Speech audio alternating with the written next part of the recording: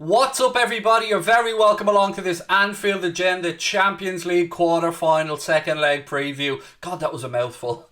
The Reds are taking on Real Madrid. We know what we need to do, ladies and gentlemen. We trail by 3-1.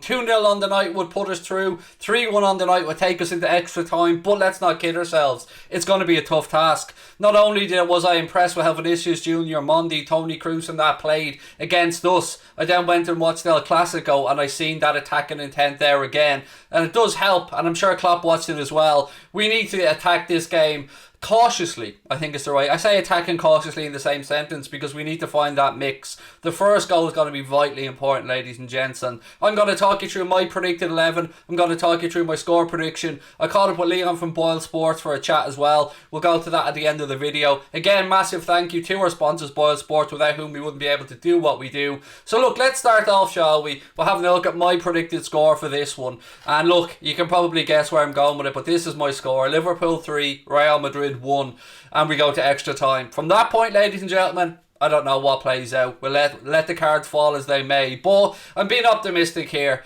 I was going to go with a 2-0, but realistically, I think Real Madrid will score. I think with the power and attack that they have and the way that we weren't protecting our right-hand side and weren't protecting Trent enough, we could get exposed again. And we do have to remember that we do have a relatively inexperienced centre-back pairing. But what we need to learn from the first game is we need to offer Trent more protection. We need to either drop back and not play such a high line, or if we are to continue with the high line, what we have to do is press the likes of Toni Kroos, Luka Modric, and not let them get their head up. Because if you give somebody with Toni Kroos' class and ability time on the ball, that ball to Vinicius Junior is going to happen time and time again. We need to be pressing from the front, we need our midfielders to be pressing, and we need to find a way to free up Fabinho because they man-marked him out of the game in Madrid, particularly in the first 45 minutes. So, load for us to get through. I'm going to talk you through my predicted 11 now and give you my explanation why.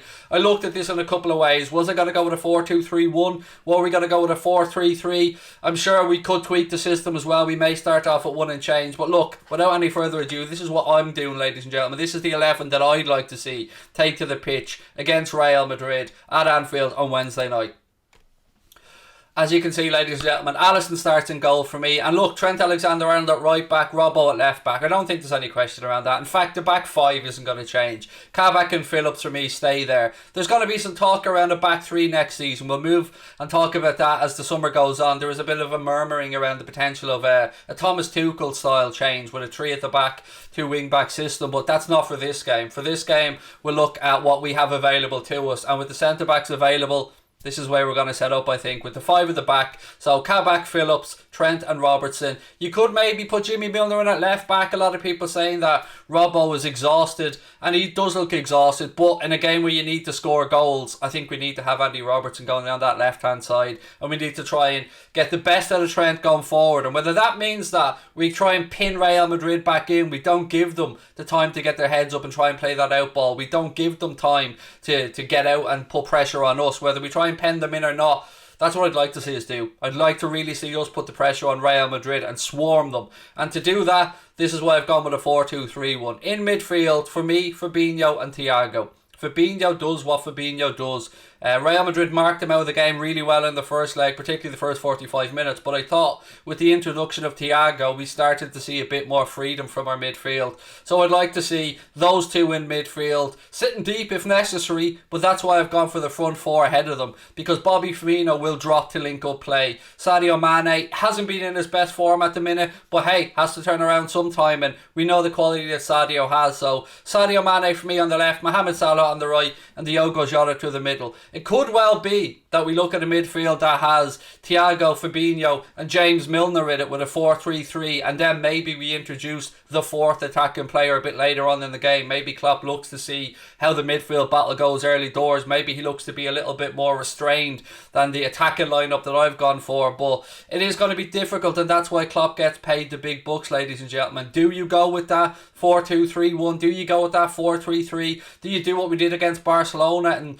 be optimistically cautious in how we go, try and force that first goal and let those doubts maybe creep into Real Madrid heads? The psychology of this is what really fascinates me. But unlike the game against Barcelona, unlike Olympiacos, unlike other massive European nights at Anfield, we won't have a crowd inside the stadium. But we still need to make it as uncomfortable as we can for Real Madrid. And that comes with the press, and that comes with the forwards and the midfielders not giving that Real Madrid midfield a chance to get their head up. We need to make sure Casemiro doesn't have the impact that he did as well. He's very good at the shithousery. He's very good at protecting the backline. And look, that backline of Real Madrid's was relatively inexperienced. Having Nacho and Militao there, it's not Ramos, it's not Varane, and we didn't really test them in the first leg, so I want us to do a lot better in the second leg, so that's why I've gone more attacking. If we concede, okay, we concede, we still know what we have to do. The beauty of the away goal that we did get was that we can afford, in some ways, to concede one.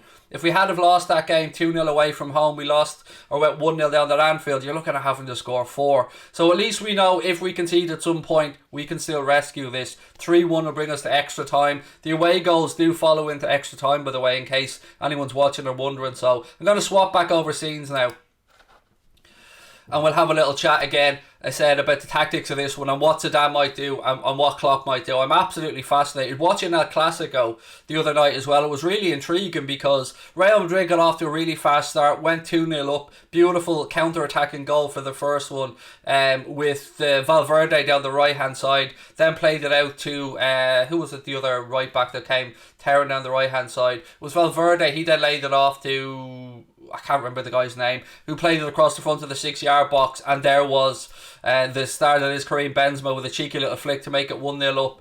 And that is Real Madrid. That's what we need to avoid. But interestingly, when Barcelona went more attacking in the second half, when they started to bring on more attacking players, they started to pin Real Madrid in a little bit, and that's what we need to do. You're always then merciful of a potential counter-attack, but Barcelona were really unlucky right at the end, rattling that crossbar not to get themselves a 2-2 draw. And to me, that shows somewhat of a game plan, somewhat of a master plan to how we can turn this tie around.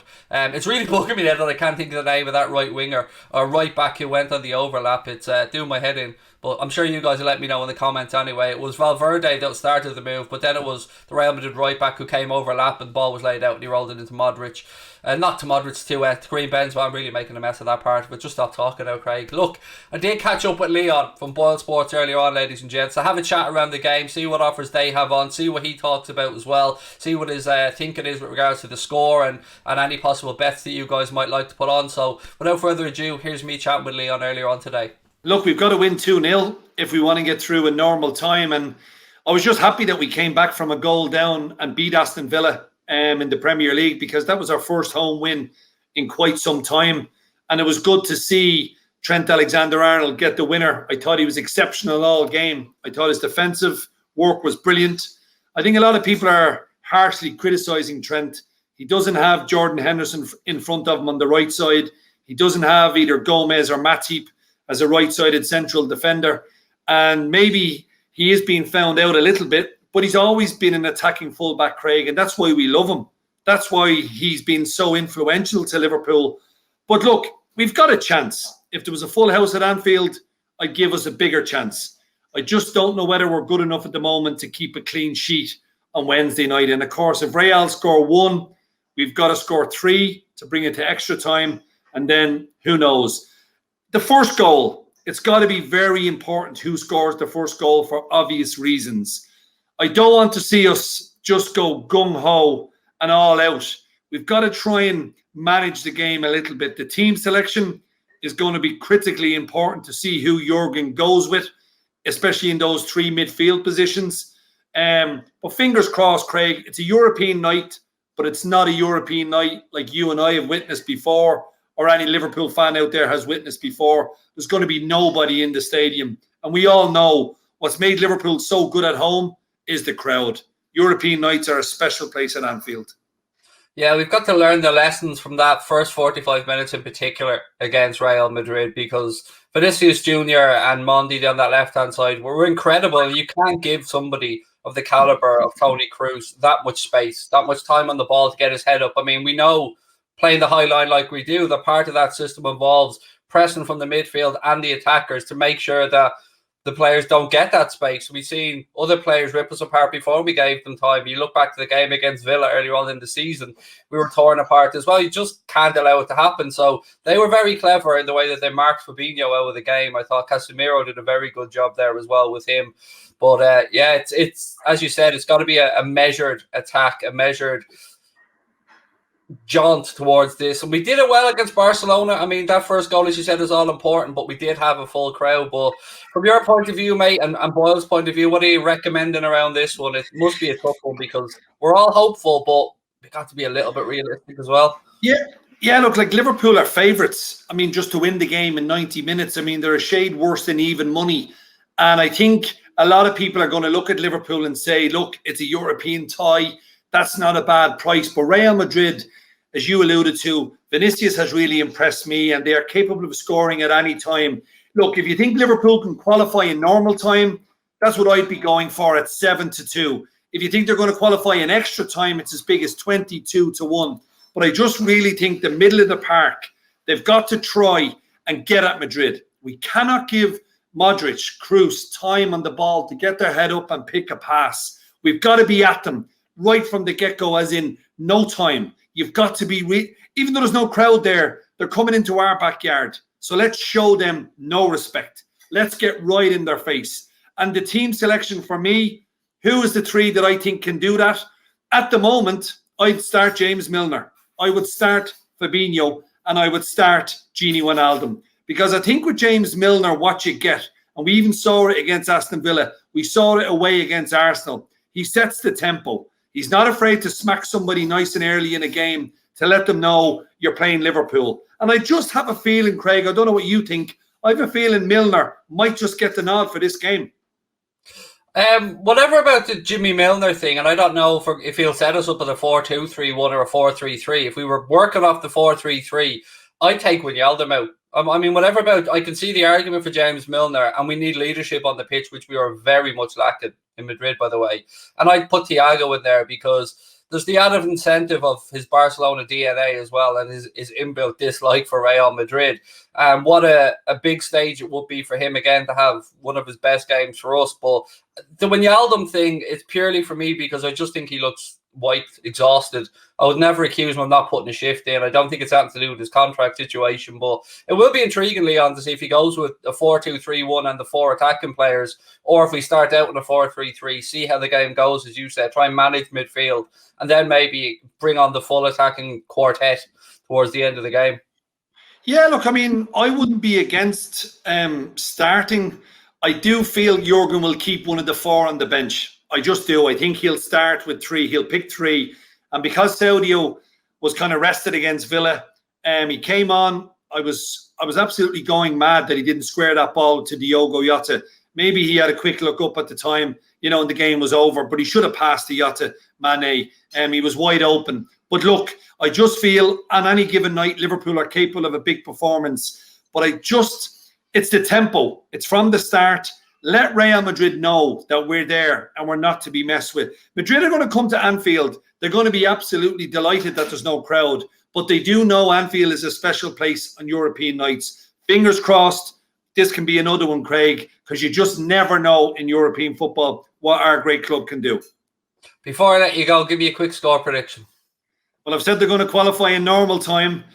I'm probably sticking my head out to be chopped here, but I think Liverpool can pull off a miraculous 2-0 victory and get through on that away goal. If you don't have that belief, mate, if we as fans don't have that belief going into the game, sure, what's the point? We have to think about it that way. We have to believe we'll get through. Yeah, and I just think the Villa win will give them confidence. I know no disrespect to Aston Villa, we're now playing Real Madrid, but because we had gone so long without winning at Anfield, that was imperative that we got the win on Saturday. It didn't matter how we got it. And probably even better for us that we came from a goal down, because every other game that we've lost at Anfield, once we went 1-0 behind, we didn't even look like coming back into the game. So at least they stuck at it. They stuck to their guns, and I was delighted for Trent. What a finish, by the way, as well. With a crowded penalty area like that, to actually pick a spot, to get himself back on side in the first instance, then to get his head up, and the first touch to set up the strike was just wonderful. I think this kid has been vilified wrongly. He's still a young guy. He's been an absolute breath of fresh air for Liverpool. And here's hoping Wednesday night we can get the job done. Absolutely. Always a pleasure, Leon. Thank you very much for taking the time to join us. And hopefully next time we speak, we'll be in the semis of the Champions League. Right, ladies and gentlemen, you heard what Leon had to say. You heard what I had to say in some parts as well. And yeah, I did do a little bit of Googling there. It was Lucas Vasquez. While I was had that spare time, I did check out because it was annoying me. It was Lucas Vasquez, of course, who was the other player in that move. And we need to be switched on, and we need to put pressure on the back four of Real Madrid. We need to make sure that we test Thibaut Courtois a lot more, and we need to get that first goal. Old cliche, I know, but first goal is absolutely vital in this game. As always though, ladies and gentlemen, I want you guys to let me know your thoughts in the comment section below. If you think my scoreline is absolutely out of this worldly ridiculous, let me know. If you think maybe we can pinch a 2-0, let me know. I know there's going to be some Madristas as well watching this. Let me know your thoughts on the game. I mean, I've been chatting to a couple of people who've been saying that as far as they're concerned, Madrid will look at this as a 0-0, and that's probably the right way to look at it from a player's perspective as well. But we need to be able to, as Liverpool, plant seeds of doubt in those Real Madrid players' heads. It's difficult because there's a lot of experience there. 13 times champions of Europe, with a manager as well who's been there, seen it and done it. So it's going to be a difficult one, but that's what the European Cup's all about, ladies and gentlemen. Take a second, if you can, to hit that subscribe button. Drop a like on the video as well. We will, of course, be doing a watch along of the game and a post-match show here on Anfield Agenda. As always, it's been a pleasure chatting to you guys. Thank you to our sponsors, BoyleSports. Most importantly, thank you to you guys for watching and for your support. Talk to you guys soon. Take care. Up the Reds.